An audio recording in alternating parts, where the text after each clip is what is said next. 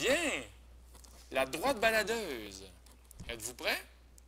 La droite baladeuse, c'est quelque chose comme ça qu'on va faire, tout simplement, balader.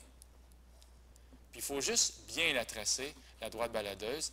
Vous allez voir, vous allez sûrement être plus intelligent après avoir écouté la vidéo. Pas comment tracer la droite baladeuse en remplaçant le Z par 0, comme ça.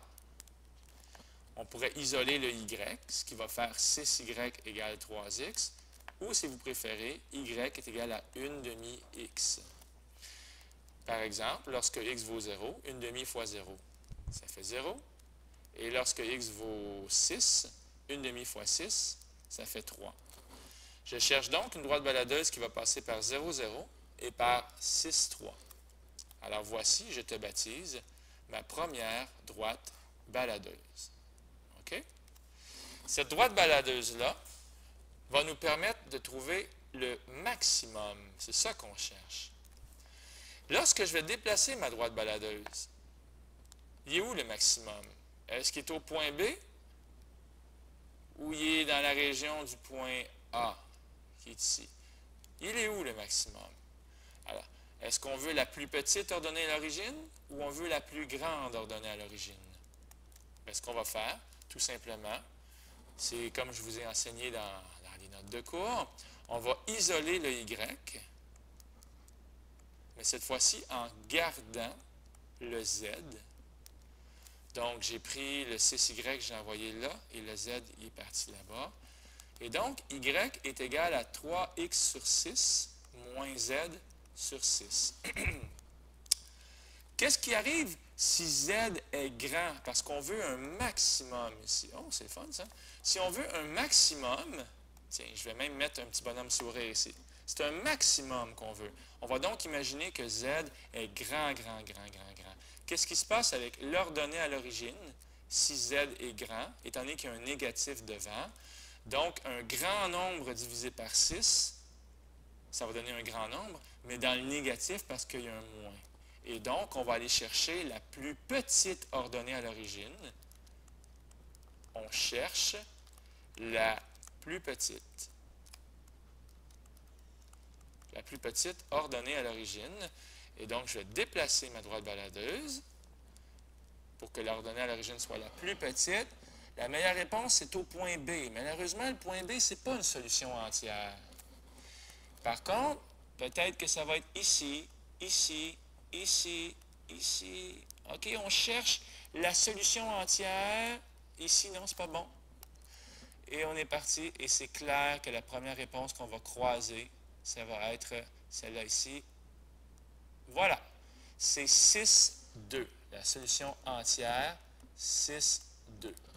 Donc, lorsque X vaut 6 et Y vaut 2, Z va donner 3 fois 6 moins 6 fois 2.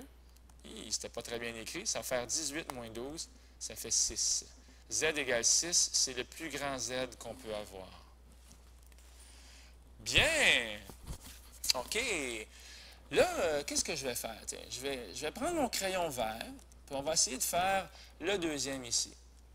La droite baladeuse, lorsque Z vaut 0, comme ça va donc donner 2y égale moins 3x, ou si vous préférez, moins 3 demi-x égale y.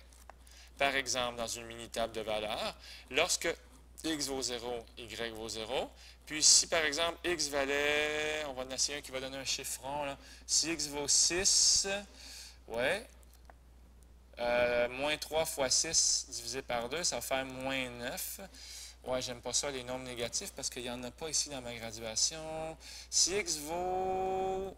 Tiens, si x vaut moins 2, ça va faire y vaut 3. Est-ce que je me trompe? Moins 3 fois x, moins 3 fois moins 2, 6 divisé par 2, 3. Donc, je cherche, moins 2, 3, il est ici. 0, 0, il est ici. Ma droite baladeuse, pour le deuxième problème, ça va vraiment être... Voilà ma droite baladeuse. Donc, on va la déplacer. Et cette fois-ci, on va se demander, est-ce que c'est le premier ou le dernier point qu'on cherche. Est-ce qu'on veut la plus petite ordonnée à l'origine ou on veut la plus grande ordonnée à l'origine? Pour ça, je vais la faire grandir un peu, là. Est-ce que je suis toujours aligné avec mes points verts? Pas du tout. C'est le fun, par exemple. J'aime ça, notebook. Tiens. Alors, est-ce qu'on veut la plus petite ou la plus grande ordonnée à l'origine?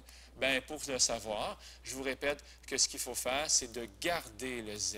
Et donc, ça va faire z moins 3x égale 2y, ou si vous préférez, y est égal à z sur 2 moins 3x sur 2. Donc, étant donné qu'on cherche un maximum, qu'est-ce qui arrive si z est grand? Mais si z est grand, ça veut dire que l'ordonnée à l'origine, z divisé par 2, va être grande. Il n'y a pas de négatif devant. On cherche donc le point avec la plus grande ordonnée à l'origine. OK? Et là, l'ordonnée à l'origine, elle monte. C'est clair que la plus grande ordonnée à l'origine, c'est bingo, c'est lui ici. C'est ici. C'est 11 et 7. La réponse, 11. Oh, quel crayon! 11, 7. Le maximum, on va changer ça, les amis. Donc, le maximum, ce serait z est égal à 3 fois 11 plus 2 fois 7, ce qui donnerait 33 plus 14, donc 47. J'espère que je ne me trompe pas. Le plus grand z qu'on peut avoir, c'est 47. Partout où vous allez ailleurs, même si lui semble tentant, au point 8, 10, bien, ça ne ferait pas aussi payant, parce que 8, 10, ça ferait 3 fois 8, 24, 2 fois 10, ça ferait 20, donc ça ferait 44. C'est pas aussi payant que 47. OK? Donc, c'était la réponse pour lui. Là, peut-être que je ne ferai pas la dernière, parce qu'il y a vraiment beaucoup de gribouillis, mais il va falloir remplacer z par un nombre très petit dans votre forme fonctionnelle. Tantôt ici, on l'a remplacé par un grand. Ici, on l'a remplacé par un grand. Il va falloir le remplacer par un petit. Alors, ça vous donne l'esprit de la droite baladeuse et j'espère que vous avez aimé ma petite vidéo. Et moi, bien, je m'en vais manger.